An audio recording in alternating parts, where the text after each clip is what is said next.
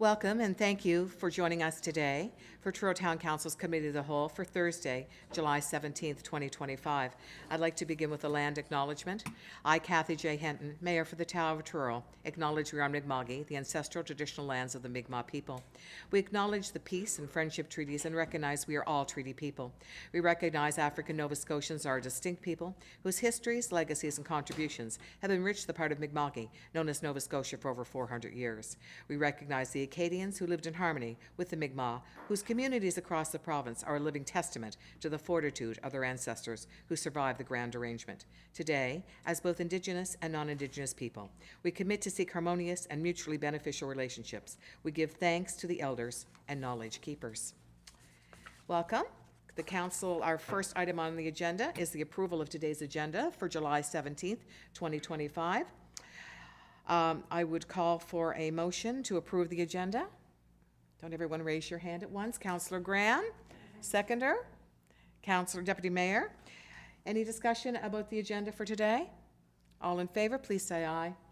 Contrary minded, agenda is approved. Thank you, Council. Next item on the agenda is the approval of the minutes. The draft minutes of May 22nd, 2025. I'd call for a motion to approve the minutes from May 22nd. Councillor Talbot, seconded by Councillor Pryor. Any discussion on the minutes from May 22nd? Seeing no discussion, I'll call for the vote. All in favor? Aye. Contrary minded? Minutes are approved for May 22nd, 2025. Item number 3, we're pleased to welcome Donald Johnson here with the Pickleball Association to do a presentation for us today. And whenever you're ready, Mr. Johnson, just light your button up and we're good to go. Just push your button there. You'll see green and red. All right, take it away. Okay. For those of you who don't know me, I'm Donald Johnston. I lived in Truro since 1967. And I was an orthodontist here for 30 years, recently retired. And I am the past president of the Colchester Pickleball Association and actually current president of the Nova Scotia Pickleball Association. And what we're here today to talk about is pickleball in the town of Truro. I'm sure you're not aware, but pickleball is actually the fastest growing sport in North America and has been for the last couple of years. It is a wonderful sport. It combines aspects of badminton, tennis, ping pong, and it's played on a court that's about the size of a badminton court. And it can be played indoors, outdoors, basically wherever you want. People even set up, they chalk lines on parking lots and bring portable nets. It's a fantastic sport. It is whoops, the wrong way. Pickleball provides many benefits. Health and fitness is one of those benefits, and it is especially for the among seniors. There is a huge population of seniors that play pickleball, and it gets people out and gets them active, which is what we want. There is a great deal of social engagement with pickleball. Unlike tennis, you're not 30, 40 feet away from your other competitors. You're very, very close, and everybody gets together, and it's a very social game, both during the game and afterwards. It does have many advantages, and what it does is it does bring recreation and tourism to communities. It also has economic benefits. Last year we ran Pickleball Nationals in Halifax, and we had 800 players come. 70% of them were from out of the province, and we ran that tournament over 5 days and put through 2,800 pickleball matches. And according to the Discover Halifax statistics, it brought in about $1.2 million to the Halifax region from tourism and related economic aspects. It also has it is good for real estate. People look for communities that have pickleball in them and want to move to communities that have pickleball. Now, in the recent past 2-3 years, pickleball has really grown in the province of Nova Scotia. There are a ton of different places that pickleball is being played. And just to mention a few, these are the ones on the screen now. Pugwash has recently built 3 courts, River John has 3 courts, Little Harbor, Scottsburn, Trenton, Arisaig, Milford, Dartmouth has built a bunch of courts. Lunenburg is getting ready to build some courts. There's a couple that I missed. Enfield has pickleball courts, and Westville has just approved, and they have 2 courts that are getting ready to go. And we've been in discussions with HRM in Halifax, the Nova Scotia Pickleball Association, and they are planning 3 large developments in different parts of the city over the next, it's probably going to be 5 to 10 years, but they are really going in full bore with pickleball. And we feel that Truro is losing out on this. Pickleball is, right now, there are lots and lots of people in Truro that play pickleball that go other places to play. That travel to River John, they travel to Pugwash, they travel all over the place to play. And what we're looking to basically do is have an outdoor facility that is accessible to everyone, that is affordable to everyone, and that is run by the Colchester Pickleball Association, so it doesn't have to be run by the town. And essentially what we are looking for is we're looking for the town to provide us a piece of land that we can develop and build pickleball courts. Now, specifically what we want is, we're asking for 2 acres, okay? 2 acres is the big ask, and just for reference, if you look at the slide up top there, that square on one baseball field, that's enough to build 4 pickleball courts. And so essentially 2 acres is about the size of 1 ball field. So it's not a huge amount of space. We can get by with less, but we'd like to have enough room so that if we build something like this, and if it takes off, that it can be expanded.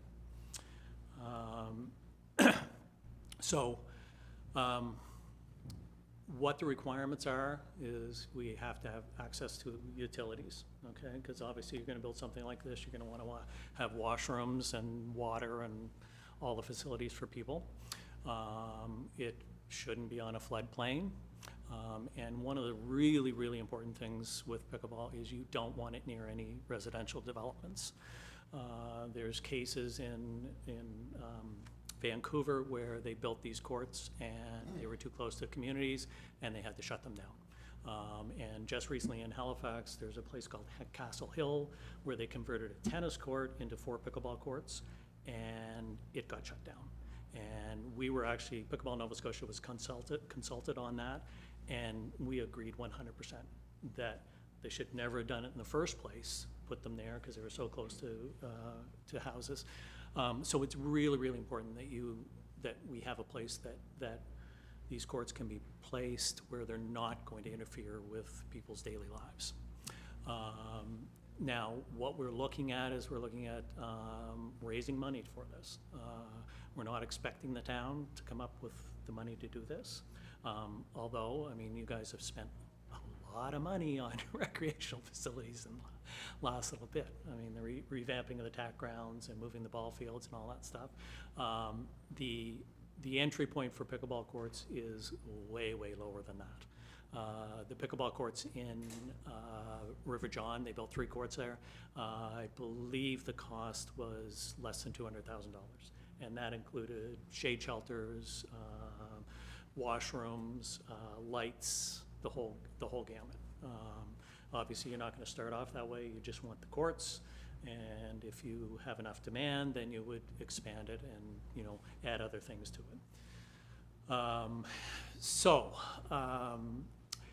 We have identified at least one area that we think may be suitable, and that is up in the area of the rail yard up in Victoria Park. and specifically, actually close to the water treatment plant. I don't know if you guys can see this picture here, but there is already a cleared area next to the water treatment plant, okay? And this is a little bigger picture here with some dimensions on it. That area right there, it's about 260 by 130, and that area is enough to build 8 pickleball courts, or sorry, excuse me, 16 pickleball courts. So ideally, what we would like to start off with is we think the town of Truro has enough pickleball players and to support 8 courts, and we'd like to build 8 courts. So there is an area that we believe would be suitable, has utilities, not near any residential areas, and is already cleared and flat and ready to go. So, any questions? Well, thank you for that. So I'm going to just jump in here. So I know when people are going to watch this, they're going to say, well, what about the Cougar Dome? Is there not? So I think we need to identify where we are with the Cougar Dome as far as pickleball courts, just for people that are going to ask that question. So are you comfortable giving any knowledge on that? Yeah, I have some. The Colchester Pickleball Association were actually responsible for bringing pickleball to the dome. We approached them 3 times with proposals to have a partnership with them, so that we would help them to develop pickleball, and that we would, kind of work with them. And we were basically flatly refused to have any kind of association with them. And the way funding works is, if we had an association with them, then you can actually get funding to help develop things. But with no associate or affiliation, you can't. And one of the problems with the dome is that it is not a good place to play in the summertime. Okay, there's a reason why the Truro Tennis Club exists. The dome is essentially mostly a tennis facility, and people don't play tennis there in the summer because it's too warm, too humid, and there are days when it's actually dangerous to play in there. Also, from a cost standpoint, we feel that they've gone overboard with the cost. Coming up this year, don't quote me on this, but I've heard that it's going to be over $600 a year to play there, okay? What we are proposing, the facility that we're proposing building, it's going to be affordable. It's going to be probably somewhere in the range of $50 to $75 for the whole year to play, okay, for the season, the summer season. And we want to make it affordable for everybody.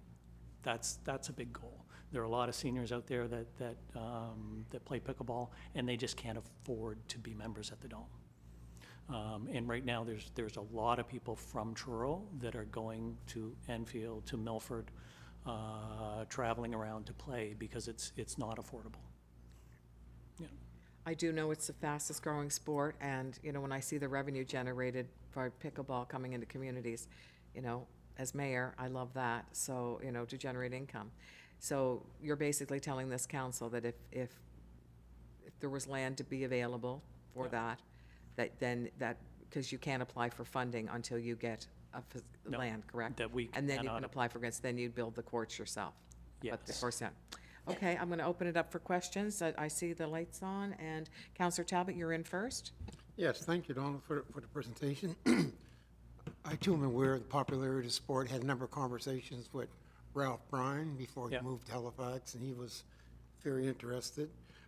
I guess my one concern, I have to be honest up front about it, is I'd have to understand where the county stands on this, because we built a lot of recreation facilities in town, and it's a proven fact that 70% of the use is by residents of the county, and the financial contribution is not there. So I'm wondering, have you made a presentation to the county and made a request for maybe a joint proposal?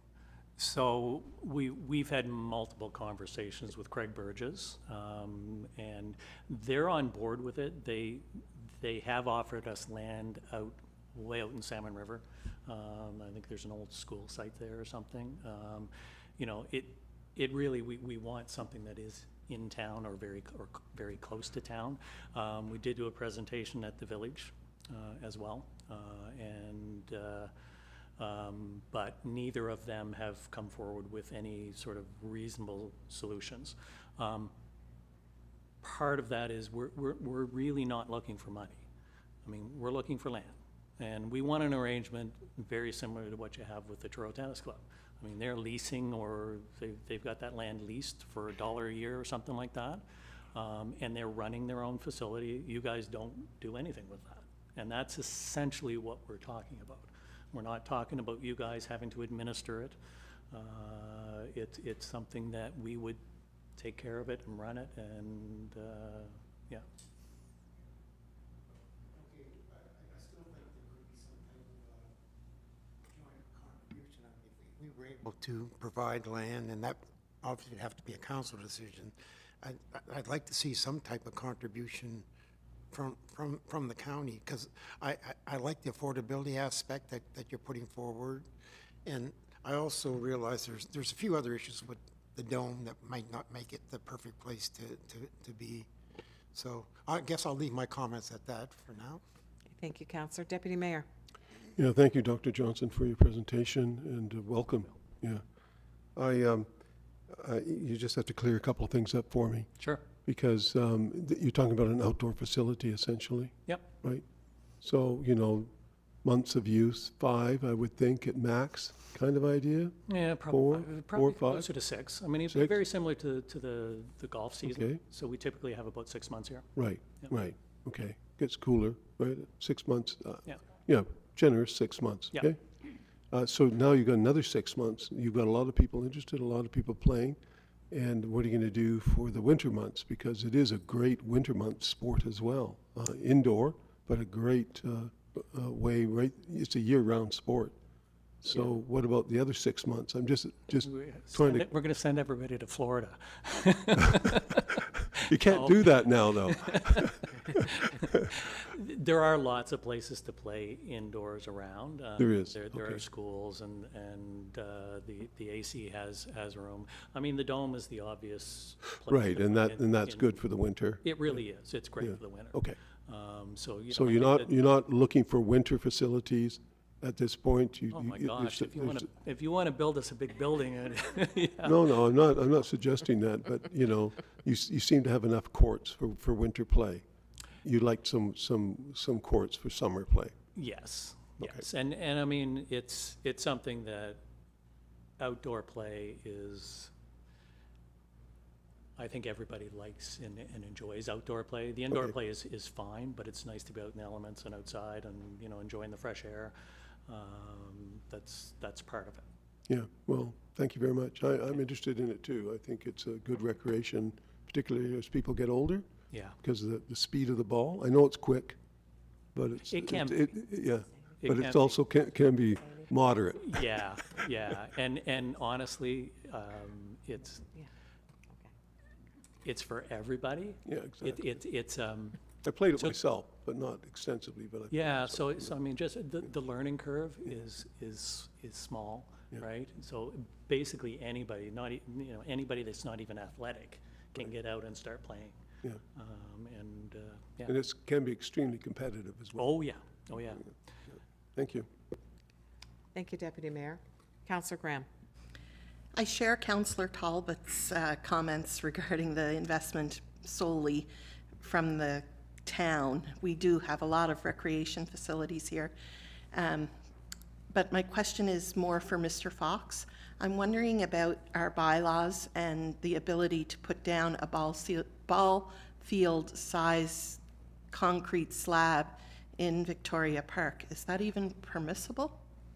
A sports court would be a permitted use in the recreation zone from a land use perspective, a zoning perspective. From whether it's suitable for other reasons, I would have to look at in detail where the location is. Probably have discussions with the engineering department and. But at first glance, it's, From a strictly land use perspective, if it's zoned parks and open space, a sports court would be a permitted use. okay, thank you. Okay. Is there any further questions for Mr. Johnstone or anything further today? Well, this has warranted some discussion, obviously. You brought it to the table, and you brought it to our committee of the whole meeting, and we will discuss this, and I do appreciate, and I know the passion. I want to be on the record, we have spoke before, we met in my office, and you indicated you were coming to speak here, and I appreciate the passion. And, you know, I do, as I said earlier, I do appreciate it's the fastest growing sport. And, you know, of course, I'd love everything to come to Truro so we can have an economic spin-off. That's, you know, so we will be discussing this at a further date. So I want to thank you for the presentation today very much. Well, thank you for your time, I appreciate it. And as to your question with the county, I mean, definitely that is something that, once we have land, then we'll be able to approach all levels of government for funding. So it's not like we're gonna you guys are gonna give us land and then we're gonna not look at getting money from the county and that. I think every avenue for investment into it is gonna be, you know, looked at. I just want to clarify that again, because you can't apply for funding until you have a parcel of land, No. correct? That's what's No. the hold Yeah. up at this point in time. Yeah. Okay, all right. Thank you very much. Anyways, thank you very much, Thank you. appreciate it. Thank you.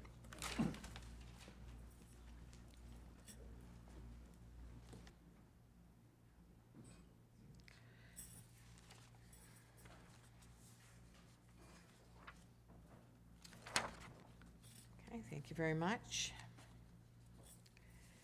Next on our agenda is David Westlake, and he's going to do a presentation on Colchester Regional EMO. Whenever you're ready, Mr. Westlake.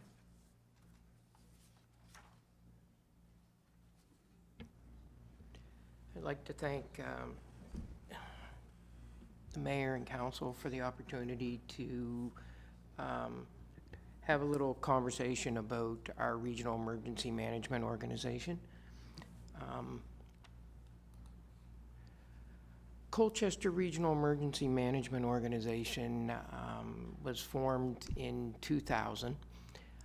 Prior to that, in 1999, each municipality had their own emergency management organization. When we actually got the town of Truro, town of Stewiacke, and the municipality of Colchester together to form a regional emergency management organization, it was better to look at doing a multi-jurisdictional approach to an emergency or disaster because if anything impacted Stewiacke, or it was going to impact Colchester, and if it impacted Colchester, it was going to impact the town. So we decided to take a very multi-jurisdictional approach. We were the very first regional emergency management organization that was formed in the province, and right now, under new legislation with the Department of Emergency Management, these regional emergency management organizations are now mandated throughout the province. As part of our REMO, which I'll call for it now just for the ease of not saying a whole bunch of words, but our REMO is very fortunate that we have a dedicated emergency coordination center. And we actually, which is located over in Bobble Hill, it's a standalone building with its own equipment, capabilities, sat phones, a whole bunch of different things that we can utilize during an emergency. In 2020, we took an opportunity to do a complete restructuring of our emergency management program because we really didn't do anything. We had the same plans, the same opportunities for 20 years, and we know after 2020, kind of the world kind of started to look a little different. So we had a unique opportunity to do some restructuring, and we tried to go with the goal to strive to be proactive and not reactive. As part of the restructuring, we took a deep dive into our emergency management documents, and the primary one is the emergency management plan. This is an all-hazard approach, and it's reviewed every 2 years. It contains some of the key elements, what our objectives are during an emergency or disaster. Talks about how we operate, the states of local emergency, activation triggers before we will establish our emergency coordination center. It has an opportunity to look at maintenance and review. It talks about business impacts. It outlines and provides a general overview of what evacuation processes we actually have. It's going to talk about the Regional Emergency Management Planning Committee, which is comprised of staff from all 3 municipal units, and they are critical when we are talking about what kind of planning we need going forward. Once the planning committee has provided the stamp of approval, we bring everything to the Regional Emergency Management Advisory Committee, which is comprised of the 3 municipal mayors, elected officials, 1 elected official from each municipality, and the 3 CAOs and myself sit on that committee. But the big thing that comes out of our regional emergency management plan is a hazard identification risk analysis, and this is a detailed thing that is done every 2 years. That hazard identification risk analysis is an opportunity for us to take a really high-level approach to identifying our risks, and we develop response contingency plans to help us mitigate our identified vulnerabilities. Within this thing, we look at the likelihood of an event, and if that event was to occur, what would be the severity. Those are done with low frequency, medium frequencies, high frequencies, or very high frequencies, based on the color. When we looked at what some of these contingency response plans and where our really more significant risks are, flooding was one of the ones that we initially worked on, because there are a lot of regions within the Colchester County side, and when I'm saying that, I'm talking about the whole region. But we look at, there is historical floodplains that have been in existence since the Acadians or even the planters when they first settled in our region. But to identify flooding, it's kind of broad, so we had to look at all the different types. And one of those is fluvial, which is just the water in the rivers that after significant rainfall or whatever, they might actually overflow their banks. We have pluvial, which is ponding. This is when a significant amount of water actually starts to come down in rainfall, and it overwhelms either our infrastructure or it lays in some of the fields that may have some drainage issues, and it takes a long time for the water to actually leave. We all have been around enough to see some spring and water thaws that have occurred within all of our major watercourse rivers. We've seen them in the DeBert River, we've seen it in the Salmon River most recently. But, you know, I mean, it does add a significant melt and acts as a jam as things progress downstream. We had to look at a dam breach. There is one major significant dam that's it's in the town of Truro, the Leper Brook Dam. And we just have to identify the fact that this is a potential risk, and it is part of flooding. I know that the Public Works Department has done a great deal of emergency planning as well on that structure. So this is not to work, this works kind of outside of that plan.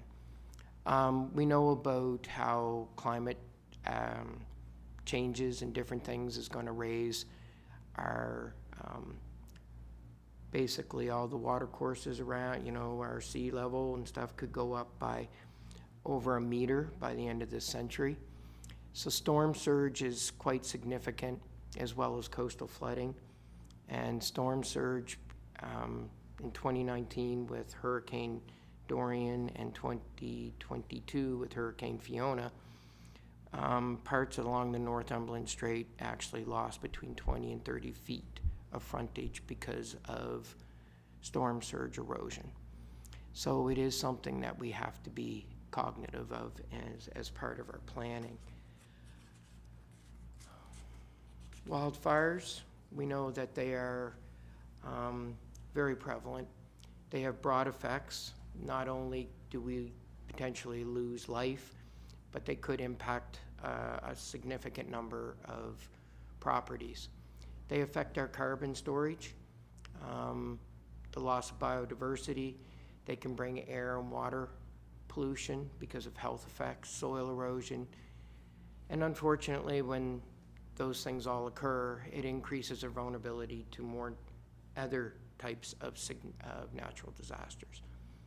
The primary one that will impact life and property more readily is a wildland-urban interface risk.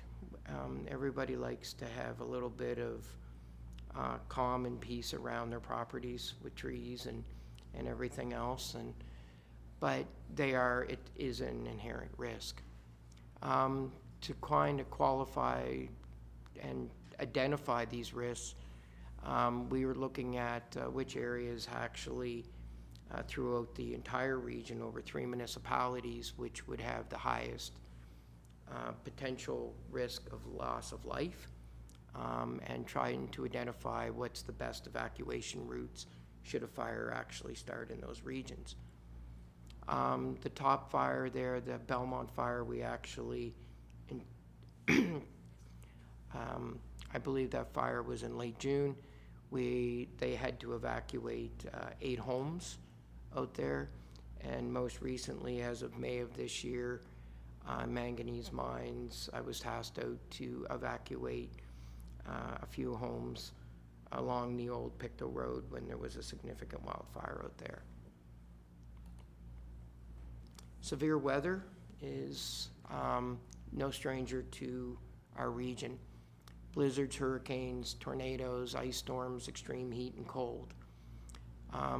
We do know that natural disasters are becoming stronger and more frequent, and we have been touched by 3 hurricanes in the last 22 years. We have seen significant ice storms at higher elevation that has literally bent over trees that are 20 or 30 feet tall. We've seen our share of blizzards. White Juan is probably the one that lives in infamy around here. In 2004, in February, and we also, which I never would have figured would have planned for, was a tornado. And a tornado actually did touch down on a piece of farmland in the town of Stewiacke in 2021. There was some significant debate that maybe it would have been a downburst from Environment Canada, but after some study, they determined it was classified as a tornado.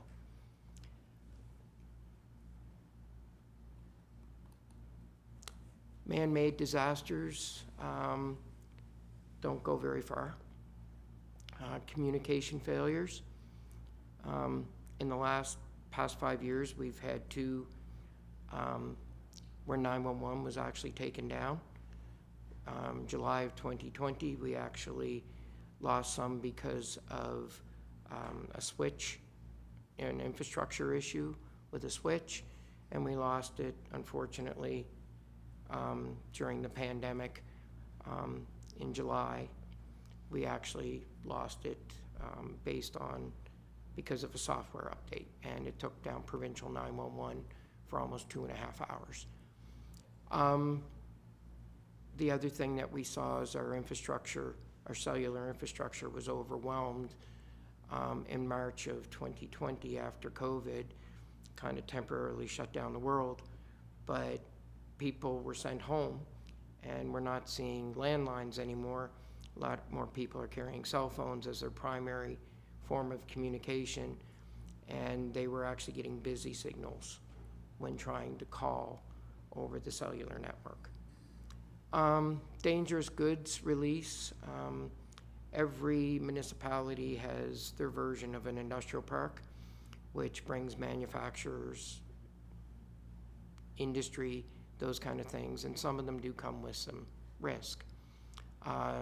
We also can see those in water treatment or in ice rinks where we can see some other dangerous chemicals that could be available. Highway closures are significant, and when we talk about dangerous goods release, they could even be within a vehicle. So on average, we see about 1,600 cars go northbound and southbound by exit 14 on Highway 102 every hour. So the opportunity for materials that are being transported are quite significant that could actually be done. We actually had a propane tank that dislodged on top of the Cobequid Pass in 2023. It had over 51,000 liters of propane, and when that actually rolled over, it started a leak. So we were fortunate where that actually was, because if that was in an urban area, it would have been quite a significant challenge. The train derailment in 2001 was caused, that was a VIA passenger train that actually struck a building, and it was done by tampering of a switch by a 13-year-old. So these things can happen, and when I say the terror impacts, these are things that they can creep in. Pandemics caused a great deal of anxiety to a lot of people across not just our region, but the province and Canada and the world as a whole. You have a lot of level crossings. There's those kind of components, and of course we had the mass casualty component. These are events that, you know, they might be in your hazard assessment, but they never scored very well to see what these things would actually occur. Just the thought of that train derailment caused a great deal of anxiety in Stewiacke, especially when they found out it was caused by human interference. We've also delved into developing a very detailed evacuation plan. This plan is evaluated every 2 years. It works in concert with our emergency facilities, which we currently have 18 that have been identified throughout all 3 municipal units and the village. We have 2 more that are pending approvals. We've really worked hard at identifying these types of facilities, because after Hurricane Juan, when that actually struck, we realized we didn't have a very good inventory of these different types of facilities. So there's currently 3 different types of emergency facilities: a reception center or an evacuation center. This would be established if we had to move people for any of these reasons. That might be a significant event or a disaster. They are usually staffed up by either municipal staff, the facility staff, and usually supported and then later replaced by the Canadian Red Cross. Comfort centers, we all have heard what comfort centers are. Comfort centers are short-term places that we can open up, that people can charge their electronic devices, get a hot or cold drink, maybe sit in a warm or cool place, but they are only short-term, and no food is prepared at these locations.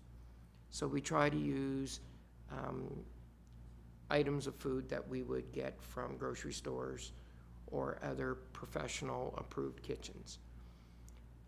Shelters are for those that require overnight stays or an extended stay. Shelters are run by the Canadian Red Cross.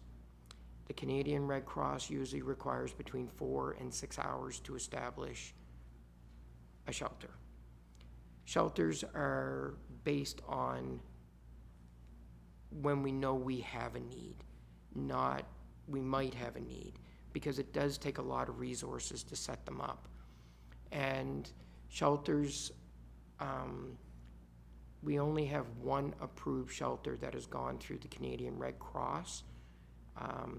They're strict approvals, and it's only classified as a small to medium type shelter.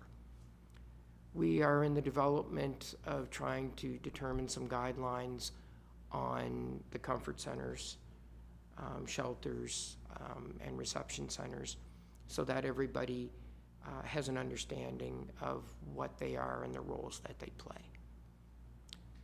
We just can't stress enough that we try to push everyone to be able to cope for themselves for 72 hours.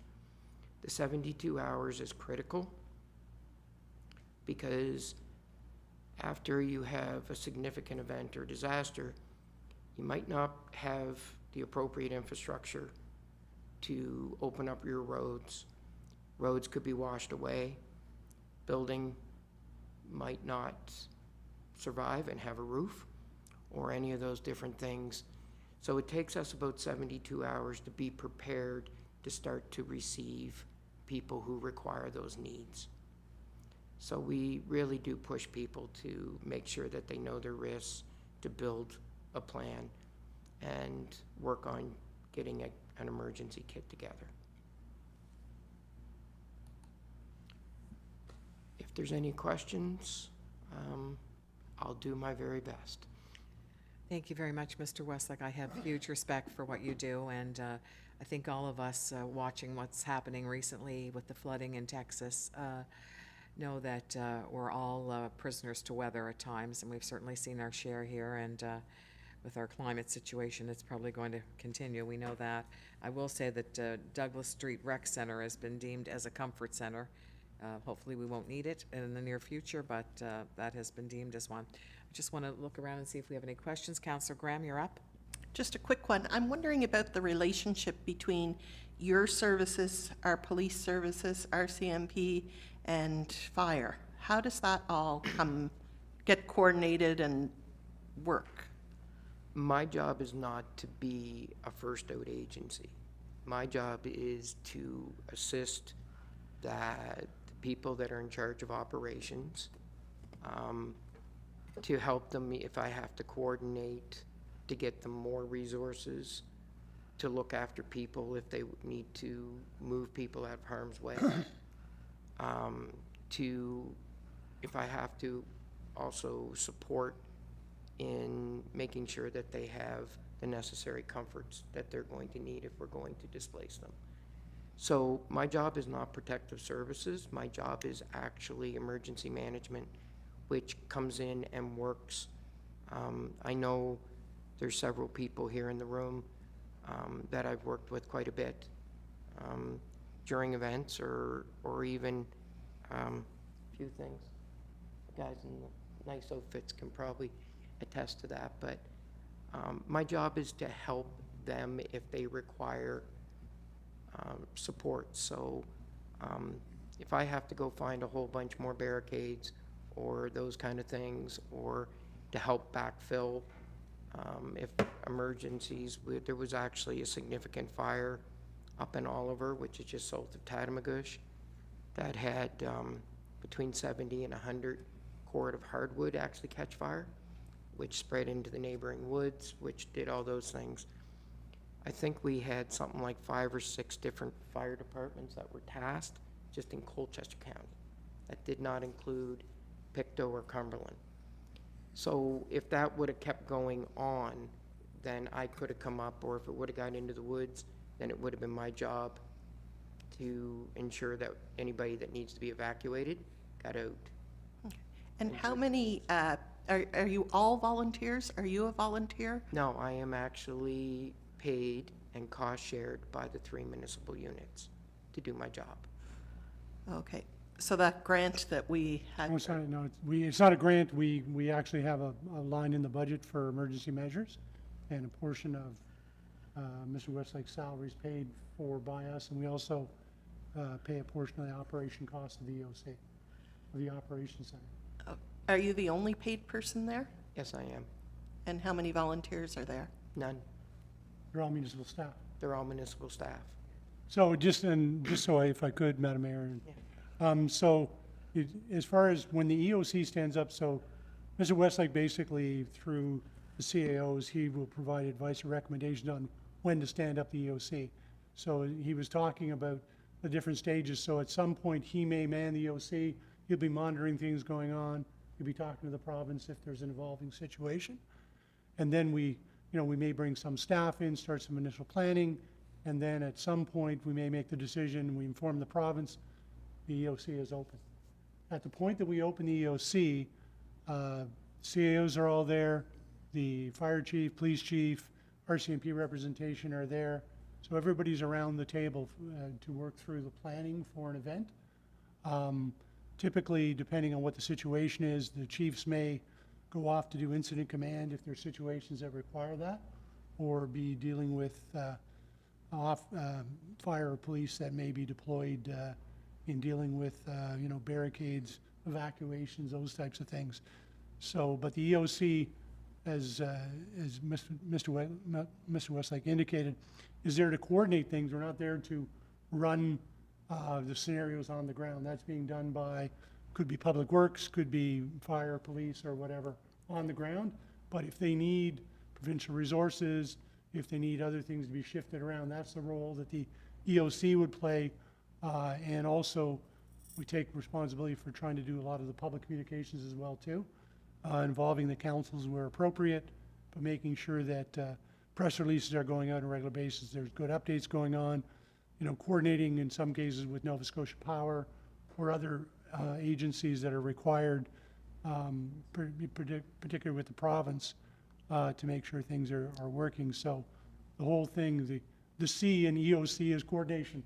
And so that's the big thing, is we try to coordinate what's going on and making sure everybody that needs to know what's going on is happening. And as I think I indicated to council during a couple meetings too, there's an ongoing, with the stand-up of the Department of Emergency Management, the whole system's being reviewed right now, and how that's going to play out. And the good thing right now, what I think the province is doing right, is the CAOs are sitting around the table and advising, okay, this is going to work locally, this may not work locally, and trying to advise before they create policy that is not workable at the local level, which is going to affect Mr. Westlake's day-to-day.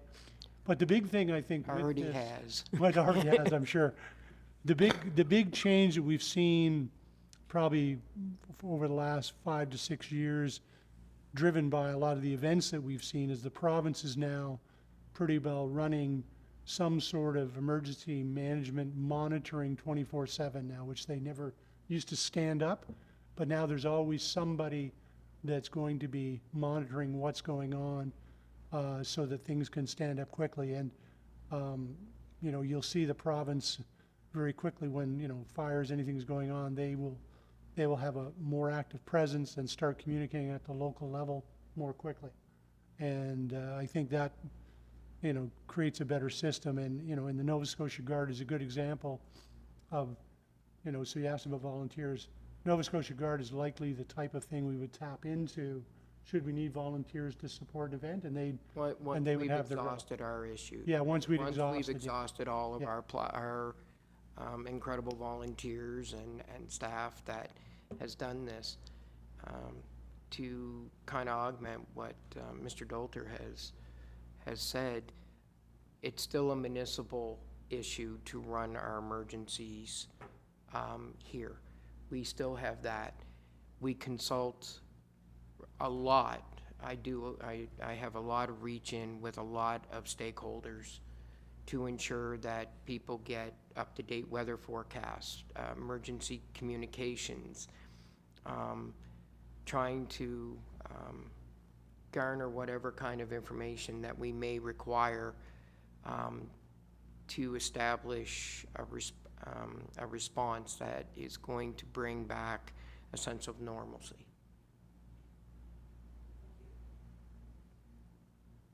Okay, thank you, Counselor.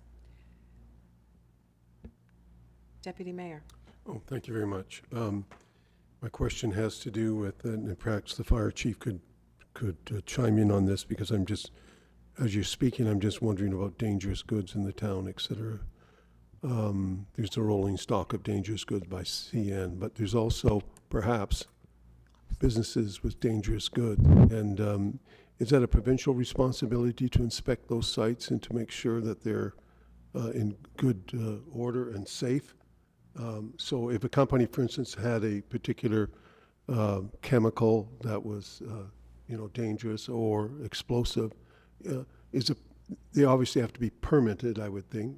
And who inspects those sites that they're properly maintained, et cetera, to be as safe as possible? How does that work? You don't mind? Most of that falls back on the responsibility of the company. Okay.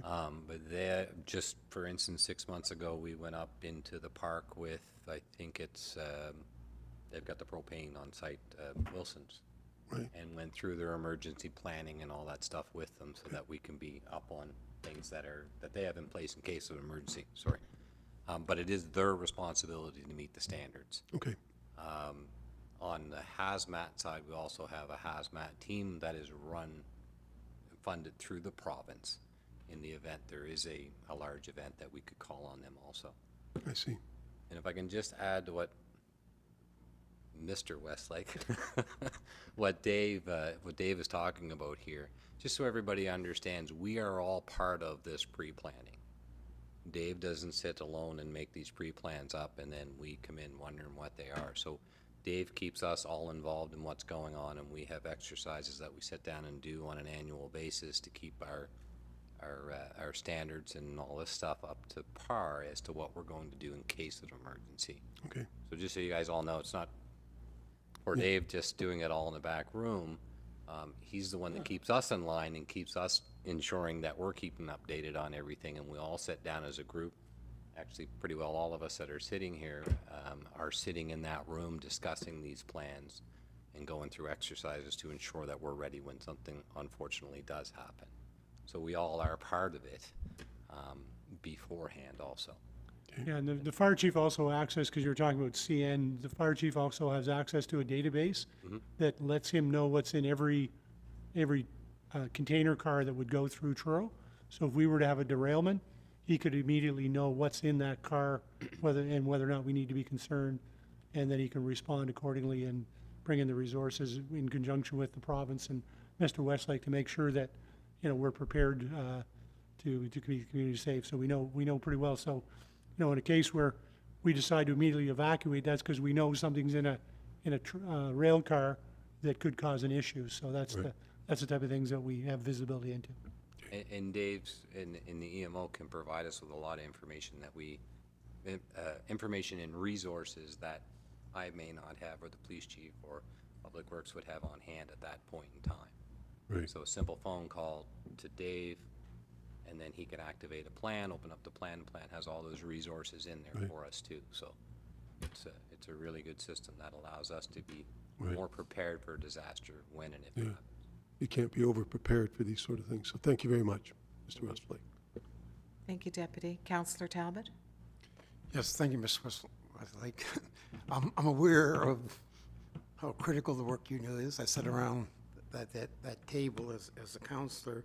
But the question I had, and it might be outside of your sphere of influence, but one of the learnings that come out of Fiona was that there's a large vulnerable population in the province. And after Fiona, there was a lot of pressure put on the province to establish a vulnerable persons list.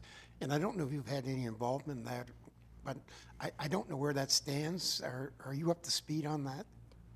Yeah, the Department of Emergency Management is really trying to bring focus into the vulnerable person registry. And there is a fair bit of discussion that's going on with the emergency management coordinators across the province, as well as the CAOs, and their interaction meetings with Department of Emergency Management. I can probably say that some type of registry is probably going to be forthcoming, but there's still a lot of logistics that is being worked on for the establishment to make sure that we are going to capture the information and the individuals that need to be identified. So that work is not just pushed to the side. We find that after every major significant event, that when we look at our after-action reviews and take a deep dive into what worked and what didn't work, yes, it is trying to figure out, are we able to know when we're going to a location that maybe somebody is on an oxygen generator, maybe somebody is in a powered motorized wheelchair, and not taking that wheelchair is like cutting off a limb. So we have to be aware of different situations when they start to arise. But that that registry is actually under development right now and still in discussions, primarily on the logistics. Yeah, and again, and as indicated, around the Department of Emergency Management table, we're looking at a model. In fact, we had a presentation done by HRM because they're running right now. And one of the key pieces for a vulnerable persons registry to work is that you've got the people that are supposed to be on there on the list and people not there that shouldn't be on the list.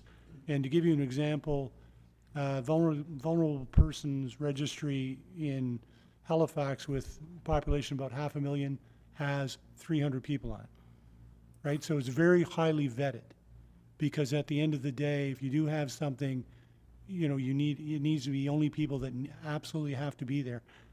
So they have criteria laid out, and in fact, if you want to check online, you can see what it is, but there's a very, there's an arduous process to go through to get on the list to make sure that you need to be on the list, right? Because at the end of the day, it ties up a lot of people and resources in order to deal with that.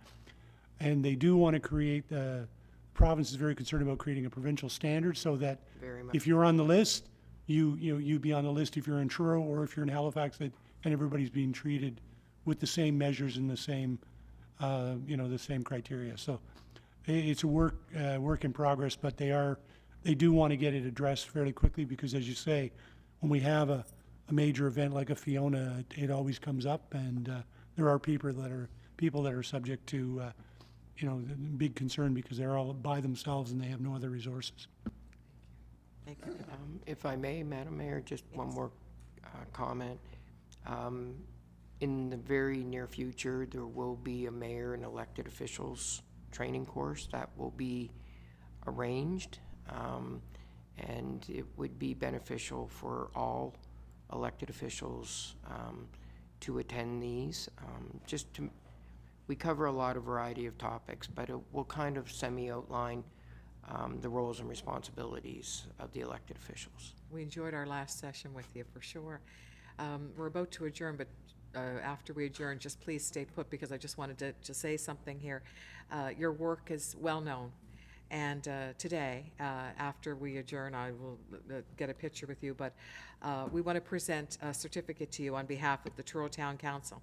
We want to congratulate you on receiving the prestigious National and Emergency Exemplary Service Medal from the Government of Canada. Your unwavering commitment to the safety and well-being of our community is deeply valued and sincerely appreciated. I think that deserves a well round of applause.